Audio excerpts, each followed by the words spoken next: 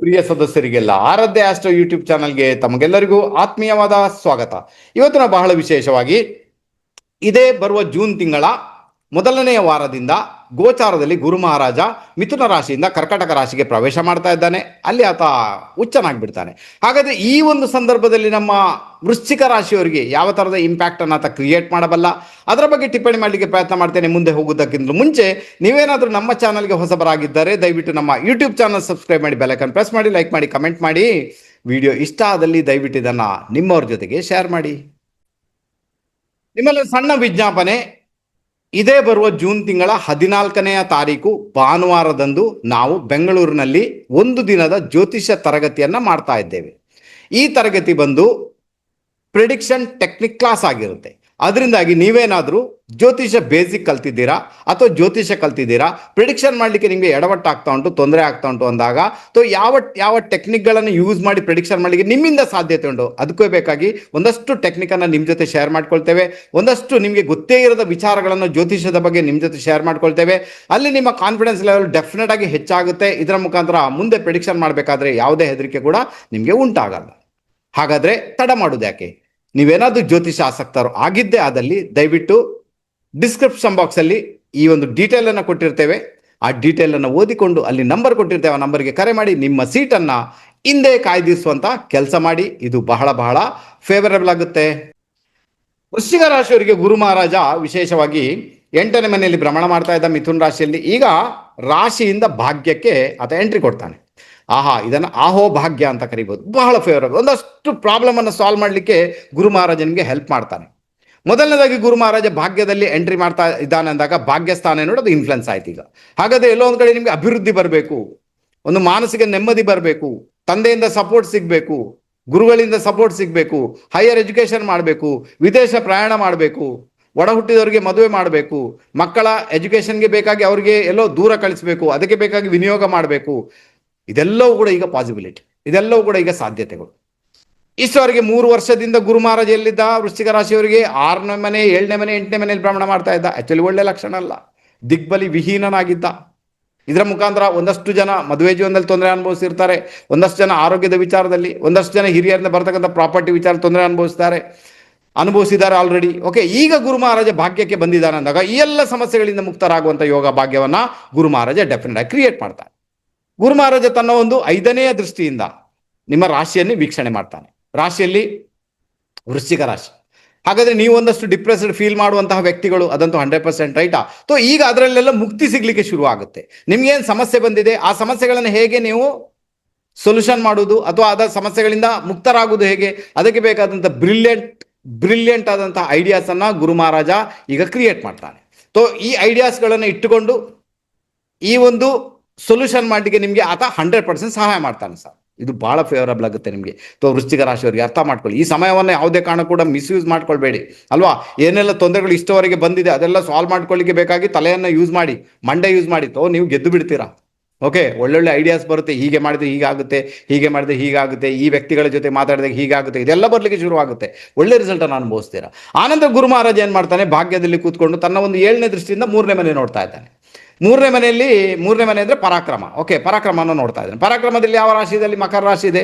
ಮಕರ ರಾಶಿ ನೈಸರ್ಗಿಕ ಜನ್ಮಗುಂಡಲಿಯ 10ನೇ ಮನೆ, 3ನೇ ಮನೆಯಲ್ಲಿ ಉಂಟು. ಹಾಗಾದ್ರೆ ಯಾರಿಗೆಲ್ಲ ಕಾರ್ಯಕ್ಷೇತ್ರದಲ್ಲಿ ಸ್ಟೇಟಸ್ ಬೇಕು, ಇಷ್ಟವರೆಗೆ ಏನೂ ಇಲ್ಲ ಸರ್, ಸ್ಟೇಟಸ್ ಇಲ್ಲ, ಅದು ಆಗುತ್ತೆ. ಈಗ ಆ ಸ್ಟೇಟಸ್ಗೆ ಬೇಕಾಗಿ ಎಕ್ಸಾಮ್ ಕೊಡಬೇಕು, ಅದು ಆಗುತ್ತೆ. ಯಾರೆಲ್ಲ ಇಂಟರ್ವ್ಯೂ ಇಷ್ಟವರೆಗೆ ಪಾಸ್ ಮಾಡುವಂಥ ಕೆಪಬಿಲಿಟಿನೇ ಇಲ್ಲ, ಇಂಟರ್ವ್ಯೂ ಫೇಲ್ ಸರ್ ನಂದು, ಹಾಗಾದ್ರೆ 3ನೇ ಮನೆಗೆ ಗುರುವಿನ ದೃಷ್ಟಿ ಇರುವುದರಿಂದ ನಿಮ್ಮ ಇಂಟರ್ವ್ಯೂ ಕೂಡ ಪಾಸ್ ಆಗುತ್ತೆ. ಯಾರಿಗೆಲ್ಲ ಡಾಕ್ಯುಮೆಂಟ್ ರೀತಿಯಲ್ಲಿ ಪ್ರಾಬ್ಲಮ್ ಇದೆ, ಪೇಪರ್ ವರ್ಕಲ್ಲಿ ಪ್ರಾಬ್ಲಮ್ ಇದೆ, ಅದು ಈಗ ಸಾಲ್ವ್ ಆಗುತ್ತೆ. ಯಾಕಂದ್ರೆ ಇವರಿಗೆಲ್ಲ ಪೇಪರ್ ವರ್ಕಲ್ಲಿ ಪ್ರಾಬ್ಲಮ್ ಬರುವಂಥ ಸಾಧ್ಯತೆ ತೀರಾ ಜಾಸ್ತಿ, ಅದು ಕೂಡ ಸಾಲ್ವ್ ಆಗುತ್ತೆ. ಒಡ ಹುಟ್ಟಿದವರ ಜೊತೆಗೆ ವಿಪರೀತ ಮತಭೇದಗಳು, ಮೇ ಬಿ ಅದಕ್ಕೆ ಒಂದು ಸೊಲ್ಯೂಷನ್ ಸಿಗುತ್ತೆ ನಿಮಗೆ. ಅಕ್ಕಪಕ್ಕದ ಮನೆಯವ್ರ ಜೊತೆಗೆ ಮಿಸ್ಅಂಡರ್ಸ್ಟ್ಯಾಂಡಿಂಗ್, ಅದಕ್ಕೂ ಒಂದು ಸೊಲ್ಯೂಷನ್ ಸಿಗುತ್ತೆ ನಿಮಗೆ. ಓವರ್ ಆಲ್ ನೋಡ್ಲಿಕ್ಕೆ ಹೋದ್ರೆ ಒಂದು ಒಳ್ಳೆ ರಿಸಲ್ಟ್ ಅನ್ನು ಅನುಭವಿಸುವಂಥ ಯೋಗ ಭಾಗ್ಯ ನಿಮ್ಗಂತೂ ಡೆಫಿನೆಟ್ ಬಂದೇ ಬರುತ್ತೆ. ಕೆಲಸಕ್ಕೆ ಬೇಕಾಗಿ ಮನೆಯಿಂದ ದೂರ ಹೋಗುವಂಥ ಯೋಗಾನೂ ಇದೆ. ಕೆಲವರಿಗೆಲ್ಲ ವಿದೇಶ ಪ್ರಯಾಣ ಮಾಡ್ಬೋದು, ಇನ್ನು ಕೆಲವರೆಲ್ಲ ಕೆಲಸ ಚೇಂಜ್ ಮಾಡ್ಕೊಳ್ಬೋದು, ಅಥವಾ ಕೆಲಸಕ್ಕೆ ಬೇಕಾಗಿ ಪ್ರಯಾಣ ಅಥವಾ ಕೆಲಸದಲ್ಲಿ ಇದ್ದುಕೊಂಡೇ ಪ್ರಯಾಣ ಮಾಡುವಂಥ ಯೋಗ ಭಾಗ್ಯ ಕೂಡ ನಿಮ್ಮ ಪಾಲಿಗೆ ಡೆಫಿನೆಟ್ ಕ್ರಿಯೇಟ್ ಆಗಿದೆ ಸರ್. ಓಕೆ, ಆನಂತರ ಗುರು ಮಹಾರಾಜ ಏನು ಮಾಡ್ತಾನೆ, ತನ್ನ ಒಂದು ಭಾಗ್ಯ ದೃಷ್ಟಿಯಿಂದ 5ನೇ ಮನೆ ವೀಕ್ಷಣೆ ಮಾಡ್ತಾನೆ. ಅರ್ಥ ಮಾಡಿ, 5ನೇ ಮನೆ ವೀಕ್ಷಣೆ ಮಾಡ್ತಾನೆ. 5ನೇ ಮನೆಯಲ್ಲಿ ಈಗ ಗೋಚಾರದಲ್ಲಿ ಶನಿ ಮಹಾರಾಜ ಹೋಗ್ತಾ ಇದ್ದಾನೆ. ಗೋಚಾರದಲ್ಲಿ ಶನಿ ಮಹಾರಾಜ ಮೀನ ರಾಶಿಯಲ್ಲಿದ್ದಾನೆ, ಅದು ರೇವತಿ ನಕ್ಷತ್ರದಲ್ಲಿ ಭ್ರಮಣ ಮಾಡ್ತಾನೆ. ಶನಿ ಮಹಾರಾಜ ಯಾರು? ವೃಶ್ಚಿಕ ರಾಶಿಯವರಿಗೆ ಶನಿ ಬಂದು 4th ಲಾರ್ಡ್, 4ನೇ ಮನೆ ಅಧಿಪತಿ, ಸುಖಾಧಿಪತಿ ಆತ. ಆನಂತರ 3ನೇ ಮನೆ ಅಧಿಪತಿ ಆತ.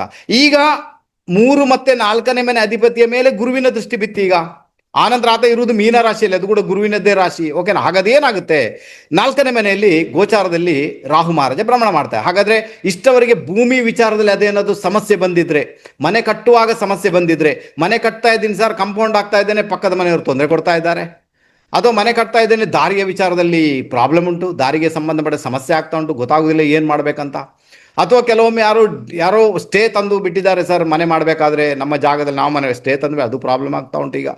ಅಂಥದ್ದೆಲ್ಲ ಸಮಸ್ಯೆ ನಿಮಗೆ ಉಂಟು ಅಂತಾದಾಗ, ಈಗ ಶನಿ ಮಹಾರಾಜನ ರೇವತಿ ನಕ್ಷತ್ರದಲ್ಲಿ ಭ್ರಮಣ, ಮೀನ ರಾಶಿಯಲ್ಲಿ ಭ್ರಮಣ, ಗುರುವಿನ 9ನೇ ದೃಷ್ಟಿ, ಕೃಪಾ ದೃಷ್ಟಿ, ಗುರುವಿನ ಭಾಗ್ಯ ದೃಷ್ಟಿ, ಗುರುವಿನ ಅಭಿವೃದ್ಧಿ ದೃಷ್ಟಿ ಏನು ಮಾಡುತ್ತೆ, ಈ ಸಮಸ್ಯೆಗಳನ್ನು ಸಾಲ್ವ್ ಮಾಡಲಿಕ್ಕೆ ನಿಮಗೆ ಸಹಾಯ ಮಾಡುತ್ತೆ. ಹಾಗಾದರೆ ಭೂಮಿ ಮನೆ ವಿಚಾರದಲ್ಲಿ ಬರತಕ್ಕಂತಹ ಅಥವಾ ಬಂದಿರತಕ್ಕಂತಹ ಒಂದಷ್ಟು ತೊಂದರೆಗಳನ್ನು, ಒಂದಷ್ಟು ಸಮಸ್ಯೆಗಳನ್ನು ದೂರ ಮಾಡಲಿಕ್ಕೆ ಸಹಾಯ ಮಾಡಿ. ಯಾರ ಮುಖಾಂತರ ಸಾಲ್ವ್ ಆಗುತ್ತೆ ಸರ್? ಯಾತೋ ನಿಮ್ಮ ಸ್ನೇಹಿತರು, ಯಾತೋ ನಿಮ್ಮ ಮಕ್ಕಳು, ಅವರ ಮುಖಾಂತರ ಸಾಲ್ವ್ ಆಗುತ್ತೆ. ಅಥವಾ ನಿಮ್ಮ ಬುದ್ಧಿಯನ್ನು ಖರ್ಚು ಮಾಡಿ ಅದರ ಮುಖಾಂತರ ಪ್ರಾಬ್ಲಮ್ ಸಾಲ್ವ್ ಆಗುವಂಥ ಸಾಧ್ಯತೆಗಳು ನನ್ನ ಲೆಕ್ಕದಲ್ಲಿ ಪಕ್ಕಾ ಇದೆ, ಏನೂ ಸಮಸ್ಯೆ ಇಲ್ಲ. ಓಕೆ, ತುಂಬ ಚೆನ್ನಾಗಿರ್ತದೆ. ಇನ್ನು 4ನೇ ಮನೆಯಲ್ಲಿ ರಾಹು ಮಹಾರಾಜ ಭ್ರಮಣ ಮಾಡುವುದರಿಂದ ನಿಮಗೆ ಭೂಮಿ ವಿಚಾರ, ಮನೆ ವಿಚಾರಗಳು ಅಷ್ಟು ಸುಲಭ ಅಂತೂ ಖಂಡಿತ ಅಲ್ಲ. ಹೆಚ್ಚಾಗಿ ಡಿಸ್ಪ್ಯೂಟ್ಗಳಾಗಿರುತ್ತೆ, ಕೋರ್ಟ್ ಕಚೇರಿಗೆ ಹೋಗಿರ್ತದೆ, ಅಥವಾ ಒಂದಷ್ಟು ಶ್ರಮ ಪಡಬೇಕಾಗುತ್ತೆ, ಇಂಥ ವಿಚಾರಗಳಿರ್ತವೆ. ಕೆಲವೊಮ್ಮೆ ಹಿರಿಯರಿಂದ ಬರ್ತಕ್ಕಂಥ ಆಸ್ತಿಯನ್ನು ಬಿಟ್ಟು ಕೊಡಬೇಕಾಗುತ್ತೆ ವೃಶ್ಚಿಕ ರಾಶಿಯವರು. ಇದೆಲ್ಲ ಒಂದು ಪರಿಸ್ಥಿತಿ ಇದ್ದೇ ಇರ್ತದೆ. ಈಗ ರಾಹು ಮಹಾರಾಜ ಏನು ಮಾಡ್ತಾನೆ ಗೊತ್ತಾ, ಆತ ಡಿಗ್ರಿ ವಯಸ್ಸಿಗೆ ಕಡಿಮೆ ಆಗ್ತಾ ಉಂಟು, ಆತನದ್ದು ಡಿಗ್ರಿ ಕಡಿಮೆ ಆಗ್ತಾ ಉಂಟು, ಅದರಿಂದಾಗಿ ರಾಹು ಮಹಾರಾಜ ಬಲ ಕಳ್ಕೊಳ್ತಾ ಬರ್ತಾನೆ. ಅದರ ಮುಖಾಂತರ ಏನಾಗುತ್ತೆ, ನಿಮಗೆ 4ನೇ ಮನೆಯಲ್ಲಿ ಬರ್ತಕ್ಕಂಥ ಸಮಸ್ಯೆಗಳು ಈ ಡಿಸೆಂಬರ್ ಒಳಗಡೆ ಸಾಲ್ವ್ ಆಗಲಿಕ್ಕೆ ಶುರು ಆಗುತ್ತೆ. ಆನಂತರ ರಾಹು ಮಹಾರಾಜ ಏನು ಮಾಡ್ತಾನೆ, ಅದರ ಹಿಂದಿನ ಮನೆ ಅಂದರೆ ಮಕರ ರಾಶಿಗೆ ಪ್ರವೇಶ ಮಾಡ್ತಾನೆ. ಅಲ್ಲಿ ಆತ 3ನೇ ಮನೆ ಸ್ಟ್ರಾಂಗ್ ಆಗಿಬಿಡ್ತಾನೆ. ಆವಾಗ ಒಳ್ಳೆ ರಿಸಲ್ಟನ್ನು ಅನುಭವಿಸುವಂಥ ಯೋಗ ಬಗ್ಗೆ ಅಲ್ಲಿ ಕೂಡ ನಿಮಗೆ ಕ್ರಿಯೇಟ್ ಆಗುತ್ತೆ. ಈ ಒಂದು ಅಂದರೆ ಸೊಲ್ಯೂಷನ್ ಕೂಡ ಬರುತ್ತೆ. ಈ ವರ್ಷ ಎಂಡ್ ಆದಾಗ ಮೇ ಬಿ ಒಳ್ಳೆ ರಿಸಲ್ಟನ್ನು, ಮತ್ತಷ್ಟು ಒಳ್ಳೆ ರಿಸಲ್ಟನ್ನು ಅನುಭವಿಸುವಂಥ ಯೋಗ ಭಾಗ್ಯ ನಮ್ಮ ವೃಶ್ಚಿಕ ರಾಶಿಯವರಿಗೆ ಉಂಟಾಗುತ್ತೆ ಸರ್. ಈಗ ಈ ವೃಶ್ಚಿಕ ರಾಶಿಯವರಿಗೆ ಏನಾಗುತ್ತೆ, ಗುರು ಮಹಾರಾಜ ಎಲ್ಲಿದ್ದಾನೆ, ಆತ ಭಾಗ್ಯದಲ್ಲಿದ್ದಾನೆ, ಕರ್ಕಾಟಕ ರಾಶಿಯಲ್ಲಿ. ಯಾವಾಗ ಗುರು ಮಹಾರಾಜ ಕರ್ಕಾಟಕ ರಾಶಿಯನ್ನು ಪ್ರವೇಶ ಮಾಡ್ತಾನಲ್ವಾ, ಅಂದರೆ ಜೂನ್ 2ನೇ ತಾರೀಕು, ಆ ಜೂನ್ 2ನೇ ತಾರೀಕು ಏನಾಗುತ್ತೆ, ಕರ್ಕಾಟಕ ರಾಶಿಗೆ ಒಬ್ಬ ಅಧಿಪತಿ ಇರ್ತಾನೆ, ಅಂದರೆ ಗುರುವಿನ ಡಿಸ್ಪೋಸಿಟರ್. ಆತ 2ನೇ ಮನೆಯಲ್ಲಿ ವಿರಾಜಮಾನ ಆಗಿರ್ತಾನೆ, ಅಂದರೆ ಗೋಚಾರದಲ್ಲಿ, ಅಂದರೆ ಧನುರಾಶಿಯಲ್ಲಿ. ಓಕೆ, ಗುರು ಮಹಾರಾಜ ಈ ಜಾತಕಕ್ಕೆ ಯಾರು, ಧನುರಾಶಿ, ಅಂದರೆ ದ್ವಿತೀಯಾಧಿಪತಿ ಮತ್ತು ಪಂಚಮಾಧಿಪತಿಯಾಗಿ ಭಾಗ್ಯದಲ್ಲಿರ್ತಾನೆ. ಆಹೋ ಭಾಗ್ಯ ಅಂತ ಕರಿಬೋದು, ತೊಂದರೆ ಇಲ್ಲ. ಬಟ್ ಇಲ್ಲೇನಾಗುತ್ತೆ, ಚಂದ್ರನಿಂದಾಗಿ 2ನೇ ಮನೆ ಮತ್ತು ಭಾಗ್ಯಸ್ಥಾನ ಇಂಟರ್ ಕನೆಕ್ಟೆಡ್ ಆಯ್ತು ಈಗ. ಓಕೆನಾ, ಅಲ್ಲಿ ಇಬ್ರು ಕೂಡ ಎಕ್ಸ್ಚೇಂಜ್ ಆಗಿ ಕೂತಿದ್ದಾರೆ. ಪರಿವರ್ತನಾ ಯೋಗ ಅಂತ ಹೇಳ್ಬೋದು ಒಂದು ಲೆಕ್ಕಕ್ಕೆ. ಗುರು ರಾಶಿ ಚೇಂಜ್ ಮಾಡುವಂಥ ಸಂದರ್ಭ ಇದು, ಒಂದು ಫೇವರಬಲ್ ರಿಸಲ್ಟ್ ಅಂತ ಹೇಳ್ತೇನೆ. ಇಲ್ಲಿ ಮುಖ್ಯವಾಗಿ ಏನಾಗುತ್ತೆ, ಗುರು ತನ್ನ ಮನೆಯಿಂದ 8ನೇ ಮನೆಯಲ್ಲಿದ್ದಾನೆ, ಚಂದ್ರನಿಂದಲೂ 8ನೇ ಮನೆಯಲ್ಲಿದ್ದಾನೆ ಅಂದಾಗ, ವಿಶೇಷವಾಗಿ ಚಂದ್ರನಿಂದ ಅಂತ ಗೊತ್ತಾಗುತ್ತೆ ನಿಮಗೆ, ಗೋಚಾರದಲ್ಲಿ ಚಂದ್ರ ಧನುರಾಶಿಯಲ್ಲಿ ಇರ್ತಾನೆ, ಗುರು ರಾಶಿ ಚೇಂಜ್ ಮಾಡುವಾಗ. ಅದಕ್ಕೋಸ್ಕರ ಹೇಳ್ತಾ ಇದ್ದೀನಿ, ಕನ್ಫ್ಯೂಸ್ ಆಗಬೇಡಿ. ಓಕೆ, ಈಗೇನಾಗುತ್ತೆ, ನಿಮ್ಮ ಹಣಕಾಸು ಶುಭ ಕಾರ್ಯಗಳಿಗೆ ವಿನಿಯೋಗ ಆಗಲೇಬೇಕು ಅಂತ ಒಂದು ಇಂಡಿಕೇಶನ್ ಇದೆ. ಮೇ ಬಿ ಮನೆಯಲ್ಲಿ ಮಂಗಳ ಕಾರ್ಯ, ಅಥವಾ ಮನೆಯಲ್ಲಿ ದೈವಿ ಕಾರ್ಯ, ಅಥವಾ ನಿಮ್ಮ ತೀರ್ಥಕ್ಷೇತ್ರ ಯಾತ್ರೆ, ಅಥವಾ ಯಾವುದೇ ಒಂದು ರೂಪದಲ್ಲಿ ಒಳ್ಳೆ ಕೆಲಸ ಕಾರ್ಯಗಳಿಗೆ, ಶುಭ ಕೆಲಸ ಕಾರ್ಯಗಳಿಗೆ ನಿಮ್ಮ ಹಣಕಾಸು ವಿನಿಯೋಗ ಆಗಬೇಕು ಅಂತ ಇಂಡಿಕೇಶನ್ ಇದೆ. ಅದು ಆಗಿ ಆಗುತ್ತೆ. ಅದಕ್ಕೋಸ್ಕರನೇ ಮಾಡಿ. ಇದು ಯಾಕೆ ಬೇಕು ಅಂದರೆ, ಎಲ್ಲೊಂದು ಕಡೆ ಯಾರಾದ್ರೂ ನಿಮ್ಮದ ಸಹಾಯ ಕೇಳ್ತಾರೆ. ಯಾಕಂದರೆ ನಿಮಗೆ ಸ್ವಲ್ಪ ಹೃದಯ ವೈಶಾಲ್ಯತೆ ಉಂಟು, ಯಾರೋ ಸಾಲ ಕೇಳಿಬಿಟ್ರು, ನೀವು ಇಮೋಷನ್ಸ್ಗೆ ಒಳಗಾಗಿ ಕೊಟ್ಟು ಬಿಟ್ರಿ, ಮುಂದೆ ಹೋಗಿ ಸಿಕ್ಕಾಕೊಳ್ಬೇಕಾಗುತ್ತೆ. ಬಟ್ ಅದಕ್ಕೆ ಹೇಳ್ತೀನಿ, ಇಂಥ ಒಂದು ಸಂದರ್ಭ ಬಂದಾಗ ಸಹಾಯ ಅಂತೂ ಖಂಡಿತ ಮಾಡಿ. ಬಟ್ ಪೇಪರ್ ವರ್ಕ್ ಮಾಡ್ಕೊಂಡು ಮಾಡಿ, ಯಾವುದಾದ್ರೂ ಡಾಕ್ಯುಮೆಂಟ್ ರಿಲೇಟೆಡ್ ಅಲ್ವಾ, ಅದನ್ನು ಮೇಂಟೈನ್ ಮಾಡಿ ಮತ್ತೆ ಸಾಲ ಕೊಟ್ಟು ಬಿಡಿ. ಮುಂದೆ ಹೋಗಿ ನಿಮಗೆ ಅದು ಫೇವರಬಲ್ ರಿಸಲ್ಟನ್ನು ಕೊಡುವ ಸಾಧ್ಯತೆಗಳು ಇದ್ದೇ ಇದೆ ಸರ್.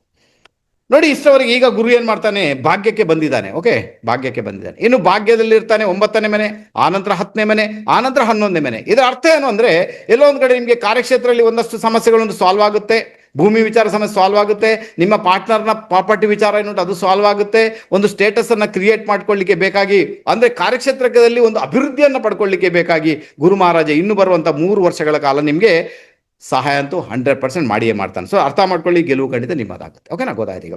ಈಗ ವೃಶ್ಚಿಕ ರಾಶಿಯವರಿಗೆ ಒಂದು ಟೆಕ್ನಿಕ್ ಹೇಳಿಕೊಡ್ತೇನೆ. ಆ್ಯಕ್ಚುಲಿ ಏನಾಗುತ್ತೆ, ವೃಶ್ಚಿಕ ರಾಶಿಯವರು ಯಾವಾಗಲೂ ಒಂದು ಬ್ಯಾಡ್ ಫೀಲ್ ಮಾಡ್ಕೊಂಡಿರ್ತಾರೆ, ಒಂದು ಡಿಪ್ರೆಸ್ಡ್ ಫೀಲ್ ಮಾಡ್ಕೊಂಡಿರ್ತಾರೆ ಅಲ್ವಾ. ಅವ್ರಿಗೆ ಮೇ ಬಿ ಕೆಲವರಿಗೆಲ್ಲ ಮದುವೆ ಜೀವನ ಡಿಸ್ಟರ್ಬೆನ್ಸ್ ಇರ್ತದೆ, ಇನ್ನು ಕೆಲವೆಲ್ಲ ಇರ್ತದೆ ಅವ್ರಿಗೆ. ಓಕೆ, ಎನಿವೆ, ನಾನೇನು ಹೇಳ್ತೀನಿ ಅಂದರೆ, ವೃಶ್ಚಿಕ ರಾಶಿ, ಈವನ್ ನಿಮ್ಮ ವೃಶ್ಚಿಕ ಲಗ್ನ ಕೂಡ ಇದ್ದರೆ, ಒಂದು ವೇಳೆ ಹೇಳ್ತೀನಿ, ವೃಶ್ಚಿಕ ಲಗ್ನನೂ ಇರ್ಬೋದು, ವೃಶ್ಚಿಕ ರಾಶಿನೂ ಇರ್ಬೋದು, ನೀವೇನು ಮಾಡಬೇಕಂದ್ರೆ ಸರ್, ಮೌನವಾಗಿರಬೇಕು.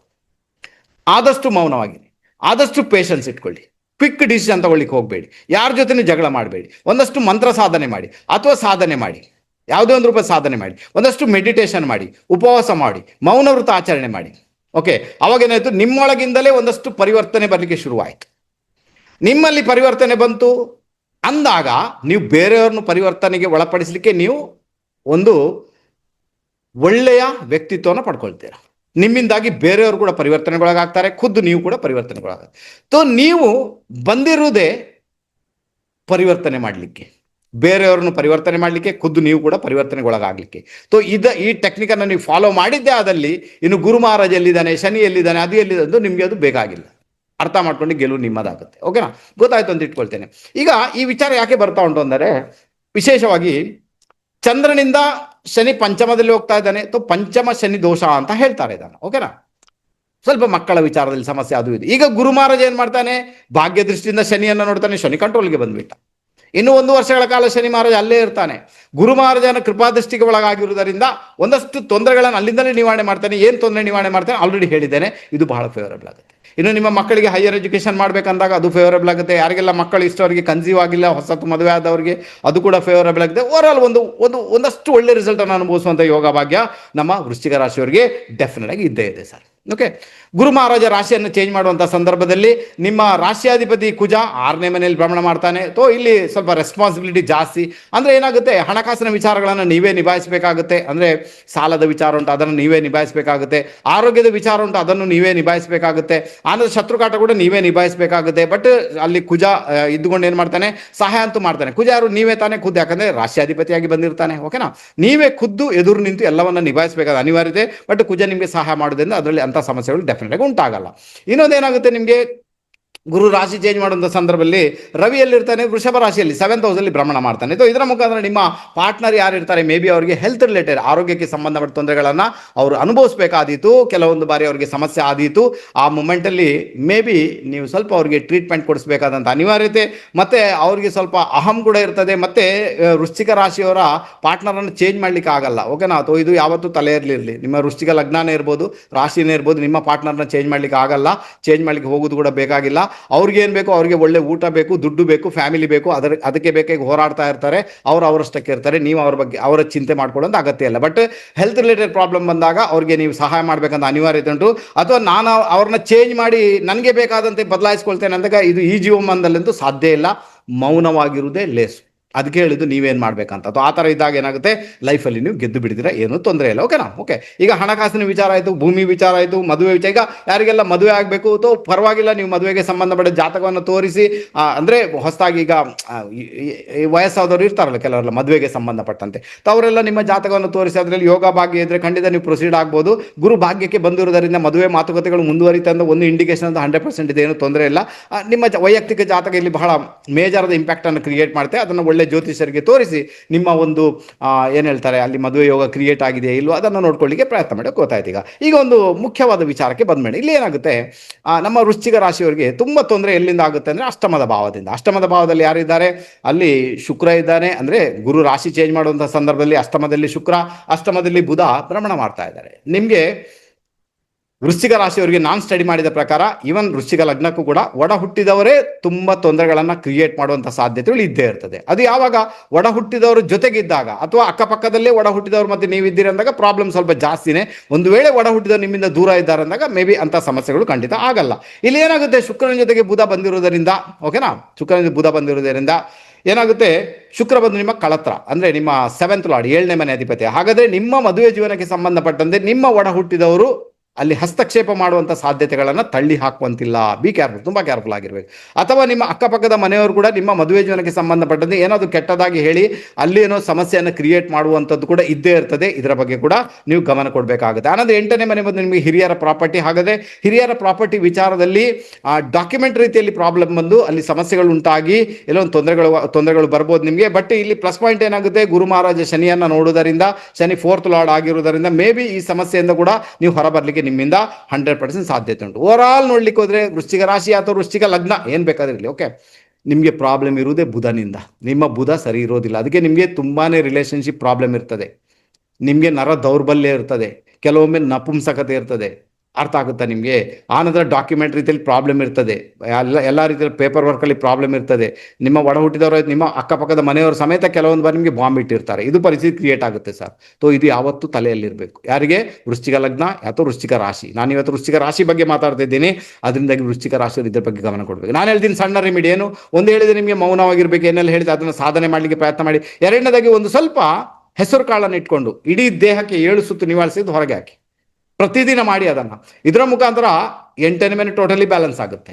ಇಲ್ಲಾಂದರೆ ಭೂಮಿ ವಿಚಾರ, ಮನೆ ವಿಚಾರ, ಅಂದರೆ ಹಿರಿಯಿಂದ ಬರ್ತಕ್ಕಂಥ ಆಸ್ತಿ ವಿಚಾರ, ಇದೆಲ್ಲ ಸ್ವಲ್ಪ ಸಮಸ್ಯೆಯನ್ನು ಆಲ್ಮೋಸ್ಟ್ ನೋಡಬೇಕಾಗುತ್ತೆ. ಒಡ ಹುಟ್ಟಿದವ್ರ ಜೊತೆಗೆ ಇದ್ದುಕೊಂಡು ಕೂಡ ಯಾಕೋ ಗೊತ್ತಲ್ಲಿ ಡಿಸ್ಪ್ಯೂಟನ್ನು ನೋಡ್ತಾ ಇರಬೇಕು, ಎದುರಿಸ್ತಾ ಇರಬೇಕಾಗುತ್ತೆ. ಕೆಲವೊಮ್ಮೆ ಒಡ ಹುಟ್ಟಿದವರಿಗೆ ಸಮೇತ ಅವ್ರಿಗೆ ಅನಾರೋಗ್ಯ ಉಂಟಾದಾಗ ನೀವೇ ಹೆಲ್ಪ್ ಮಾಡಬೇಕಾಗುತ್ತೆ. ಈ ಎಲ್ಲ ವಿಚಾರಗಳು ಇರುವುದರಿಂದ ಸ್ವಲ್ಪ ಅದರ ಮಟ್ಟಿಗೆ ಗಮನ ಕೊಡಿ, ಕಮ್ಯುನಿಕೇಷನನ್ನು ಚೆನ್ನಾಗಿಟ್ಕೊಳ್ಳಿ. ಮತ್ತು ಹೆಸರು ಕಾಳಿಂದ ನಿವಾಳಿಸಿ ತೆಗೆದನ್ನು ಪ್ರತಿದಿನ ಮಾಡಿ. ಒಂದು ಮುಷ್ಟಿ ಇಟ್ಕೊಂಡು ಇಡೀ ದೇಹಕ್ಕೆ 7 ಸುತ್ತು ನಿವಾಳಿಸಿ ತೆಗೆದು ಭೂಮಿ ಮೇಲೆ ಹಾಕಿ ಅಂತ ಹೇಳ್ತೇನೆ. ಆವಾಗ ಬುಧನಿಂದ ಬರ್ತಕ್ಕಂಥ ನೆಗೆಟಿವಿಟಿ ಡೆಫಿನೆಟಾಗಿ ದೂರ ಆಗುತ್ತೆ. ಯಾಕಂದರೆ ಈಗ ಗುರು ರಾಶಿ ಚೇಂಜ್ ಮಾಡೋ ಸಂದರ್ಭದಲ್ಲಿ ಬುಧ 8ನೇ ಮನೆಯಲ್ಲಿದ್ದಾರೆ. ಅಲ್ಲೇನಾಯಿತು, ಒಂದನೇದಾಗಿ ಮಿಥುನ ರಾಶಿ ಇದೆ, ಬುಧನ ಇಂಪ್ಯಾಕ್ಟ್ ಆಯಿತು. ಆಂದ ಬುಧ ಅಲ್ಲೇ ಇದ್ದಾನೆ, ಬುಧನ ಡಬಲ್ ಇಂಪ್ಯಾಕ್ಟ್ ಆಯಿತು. ಶುಕ್ರ ಒಂಟಿಯಾಗಿದ್ದಾನೆ, ಶುಕ್ರನಿಗೆ ಅಲ್ಲಿ ಸಪೋರ್ಟ್ ಇಲ್ಲ. ಅವಾಗೇನಾಯ್ತು, ಶುಕ್ರ ಬಲ ಕಳ್ಕೊಂಡ್ಬಿಟ್ಟ. ಅವಾಗೇನಾಯ್ತು, ಮೇ ಬಿ ಅವರಿಬ್ಬರು ಫ್ರೆಂಡ್ಸೇ, ಏನೂ ತೊಂದರೆ ಇಲ್ಲ. ಬಟ್ 8ನೇ ಮನೆ ಅಂದಾಗ ಫ್ಲಕ್ಚುಯೇಷನ್ ನೋಡ್ಲಿಕ್ಕೆ ಉಂಟು ಅಂತ ಇದೆ. 8ನೇ ಮನೆಯಿಂದ ಆಯುಷ್ಯ ಸ್ಥಾನ, ಫ್ಲಕ್ಚುಯೇಷನ್ ನೋಡ್ಲಿಕ್ಕೆ ಉಂಟು. ಹಾಗಾದರೆ ಬುಧ ಅಲ್ಲಿ ಪ್ರಾಬ್ಲಮ್ ಕ್ರಿಯೇಟ್ ಮಾಡ್ತಾನೆ. ಪರಿಹಾರ ಹೇಳಿಕೊಟ್ಟಿದ್ದೇನೆ, ಅದನ್ನು ನೀವು ಫಾಲೋ ಮಾಡಿದಾಗ ಮೇ ಬಿ ನಿಮಗೆ ಆ 8ನೇ ಮನೆಯಿಂದ ಬರ್ತಕ್ಕಂಥ ಒಂದಷ್ಟು ತೊಂದರೆಗಳಿಂದ, ಒಂದಷ್ಟು ಸಮಸ್ಯೆಗಳಿಂದ ದೂರ ಆಗುವಂಥ ಸಾಧ್ಯತೆಗಳು ತೀರಾ ಜಾಸ್ತಿ ಸರ್. ಓಕೆನಾ? ಇನ್ನು ಕಾರ್ಯಕ್ಷೇತ್ರಕ್ಕೆ ಸಂಬಂಧಪಟ್ಟಂತೆ, ಕಾರ್ಯಕ್ಷೇತ್ರದಲ್ಲಿ ಸಿಂಹರಾಶಿ ಇದೆ, ಸಿಂಹರಾಶಿಯಲ್ಲಿ ಕೇತು ಭ್ರಮಣ ಮಾಡ್ತಾ ಇದ್ದಾನೆ. ಕಾರ್ಯಕ್ಷೇತ್ರ ಸ್ಯಾಟಿಸ್ಫೈಡ್ ಅಲ್ಲ ಅಂತ ಆಯ್ತು ಈಗ. ಯಾಕಂದರೆ ಎಷ್ಟೇ ಇದ್ರೂ ಕೂಡ ಅದು ಇನ್ನೇನೋ ಬೇಕು. ಈಗ ಸ್ಯಾಲ್ರಿ ಸರಿ ಇದೆ, ಎಲ್ಲ ಚೆನ್ನಾಗಿದೆ, ಕೆಲಸನೂ ಚೆನ್ನಾಗಿರುತ್ತೆ, ತೊಂದರೆ ಇಲ್ಲ. ಆದರೂ ಕೂಡ ಕೇತು ಇದ್ದಾನಲ್ವಾ, ಆತ ಏನು ನಿಮಗೆ ಒಂದು ಭಾವನೆಯನ್ನು ಕೊಡ್ತಾನೆಂದರೆ ಇನ್ನೇನೋ ಬೇಕು, ಮತ್ತೇನೋ ಬೇಕು, ಮಗದೇನೋ ಬೇಕು, ಏನೋ ಕಳೆದುಕೊಂಡಿದ್ದೇವೆ. ಇದು ಥಾಟ್ಸ್ ಬರಲಿಕ್ಕೆ ಶುರು ಆಗುತ್ತೆ. ಬಟ್ ಈಗ ಅಂಥ ಥಾಟ್ಸ್ ಎಲ್ಲ ಖತಮ್ ಆಗುತ್ತೆ. ಇನ್ನು ಡಿಸೆಂಬರ್ ಬರೋದ್ರೊಳಗೆ ಕೇತು ಮಹಾರಾಜ ಭಾಗ್ಯಕ್ಕೆ ಬರ್ತಾನೆ, ಗುರು ಜೊತೆ ಸೇರ್ಕೊಳ್ತಾನೆ. ನಿಮಗೆ ಒಳ್ಳೆ ರಿಸಲ್ಟನ್ನು ಅನುಭವಿಸುವಂಥ ಯೋಗ ಭಾಗ್ಯ ಮುಂದೆ ಹೋಗಿ ಖಂಡಿತ ಉಂಟು. ಏನು ಸಮಸ್ಯೆ ಇಲ್ಲ, ತುಂಬ ಒಳ್ಳೆ ರಿಸಲ್ಟನ್ನು ಅನುಭವಿಸ್ತಾರೆ. ಓವರಾಲ್ ನೋಡ್ಲಿಕ್ಕೆ ಹೋದರೆ ನಮ್ಮ ವೃಶ್ಚಿಕ ರಾಶಿಯವರಿಗೆ ಗುರು ಮಹಾರಾಜನಿಂದ ಭಾಗ್ಯಕ್ಕೆ ಅಹೋ ಭಾಗ್ಯ ಅಂತ ಕರಿತೀನಿ ನಾನು. ಇದು ಎಲ್ಲ ಪ್ರಾಬ್ಲಮನ್ನು ಸಾಲ್ವ್ ಮಾಡ್ಕೊಳ್ಳಿಕ್ಕೆ, ಎಲ್ಲ ಸಮಸ್ಯೆಗಳಿಂದ ಮುಕ್ತರಾಗಲಿಕ್ಕೆ ಇದು ನಿಮಗೆ ಹೆಲ್ಪ್ ಅಂತೂ ಖಂಡಿತ ಮಾಡಿಯೇ ಮಾಡ್ತದೆ. ಒಂದಷ್ಟು ವಿಚಾರಗಳು ನಿಮ್ಮ ಜೊತೆ ಶೇರ್ ಮಾಡ್ಕೊಂಡಿದ್ದೇನೆ ಸರ್, ಇಷ್ಟು ಸಾಕು ಅಂತ ಇಟ್ಕೊಳ್ತೇನೆ, ಬೇರೆ ಏನು ಬೇಕಾಗಿಲ್ಲ. ಒಂದು ಸಣ್ಣ ರೆಮಿಡಿ ಹೇಳಿಕೊಟ್ಟಿದ್ದೇನೆ, ಅದನ್ನು ಫಾಲೋ ಮಾಡಲಿಕ್ಕೆ ಪ್ರಯತ್ನ ಮಾಡಿ. ಒಂದು ಸಾಧನೆ ಹೇಳಿಕೊಟ್ಟಿದ್ದೇನೆ, ಅದನ್ನು ಮಾಡಲಿಕ್ಕೆ ಪ್ರಯತ್ನ ಮಾಡಿ. ಇದರ ಮುಖಾಂತರ ವೃಶ್ಚಿಕ ರಾಶಿಯವರು ಎಲ್ಲ ಸಮಯದಲ್ಲಿ ಗೆಲ್ತೀರಾ. ಇನ್ನು ಬರುವಂಥ 3 ವರ್ಷಗಳ ಕಾಲ ನಿಮ್ಮ ಪೀರಿಯಡ್ ಆಗಿರ್ತದೆ. ನೀವು ಬಲವನ್ನು ಗಳಿಸ್ಕೊಳ್ತೀರಾ, ಒಂದಷ್ಟು ಸ್ಟೇಟಸನ್ನು ಗಳಿಸ್ಕೊಳ್ತೀರಾ, ಒಂದಷ್ಟು ಸಮಸ್ಯೆಗಳಿಂದ ಮುಕ್ತರಾಗಿ ಬಿಡ್ತೀರಾ. ಒಂದು ಮನೆ, ಭೂಮಿ, ವಾಹನ, ಮದುವೆ, ಮಕ್ಕಳು ಎಲ್ಲ ಆಗುವಂಥ ಯೋಗ ಭಾಗ್ಯ ಈ 3 ವರ್ಷಗಳಲ್ಲಿ ನಿಮಗೆ ಡೆಫಿನೆಟ್ ಆಗಿ ಕ್ರಿಯೇಟ್ ಆಗುತ್ತೆ ಸರ್. ಚಿಂತೆ ಮಾಡುವಂಥ ಅಗತ್ಯ ನನ್ನ ಲೆಕ್ಕದಲ್ಲಿ ಖಂಡಿತ ಇಲ್ಲ. ಓಕೆನಾ? ಹಾಗಾದರೆ ಕಾರ್ಯಕ್ರಮ ಇಲ್ಲಿಗೆ ಮುಗಿಸ್ತಿದ್ದೇನೆ. ಇನ್ನೊಂದು ರಹಸ್ಯಮಯ ವಿಡಿಯೋ ಜೊತೆಗೆ ನಿಮ್ಮ ಮುಂದೆ ಪ್ರತ್ಯಕ್ಷನಾಗ್ತೇನೆ. ಅಲ್ಲಿವರೆಗೂ ಎಲ್ಲರಿಗೂ ನಮಸ್ತೆ. ಬಾಯ್.